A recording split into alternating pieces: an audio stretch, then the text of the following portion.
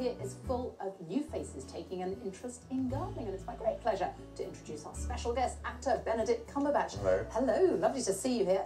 Lovely to be here. Gardening is something that you were very much introduced to by your mother. It was, I think, as a lot of children are. It's something that I spent more time sort of decimating their efforts, and my grandparents before then. But, you know, gardens are just wonderful things. I live in the city. I've only got a roof terrace myself, and I have to get help with it because I'm barely resident anywhere for more than 3 weeks or a month at a time. But it's such a wonderful, beautiful, contemplative outlet for a bit of headspace and just to be able to focus and get away from the pressures and the pace of the city. So even my little patch of garden's been influenced by what Mum did originally with the balcony. That's all she had before she had a cottage garden after that. So I'm picking up tips, but I can't profess to any great knowledge or actually physically being, you know, very, very involved. What do you love in your garden? Well, I've got a wisteria, which I love. I mean, springtime in London with wisteria and magnolia trees, I think it's such a beautiful thing, especially against sort of Victorian and Georgian architecture. It's such an archetypal site in London. So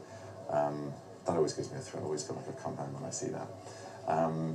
And apart from that, just something I've kept this community that I managed to keep alive through thick and thin. It's had builders' dirt all over it when the place is being renovated, and it's suffered frosts and all sorts of really heavy weather that we've had over the last sort of 3 years on a south-facing roof terrace, and it's still alive. So the wonderful thing about Chelsea, though, is it does show you, doesn't it, that even if you've got a small space, you know, a roof terrace or a balcony, I've got a very small London garden, but it shows you what you can do. There's huge potential with a very small area. Yeah, you can be really imaginative, and you know, we're standing in the most extraordinary garden that Matthew designed. He's what, 23? 29. 29. He's a little bit older, well, he but looks still under 30. I'll give him 20. He can play 23 if he's an actor.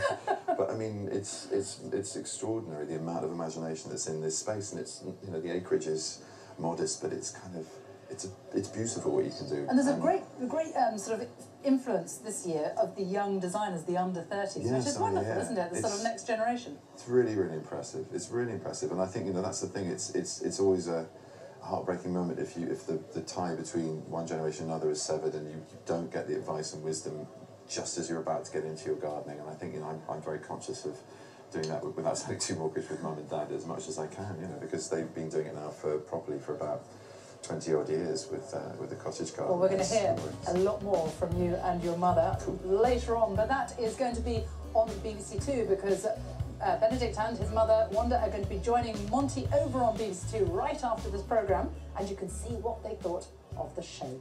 Thank you very much. Thank you. Now, in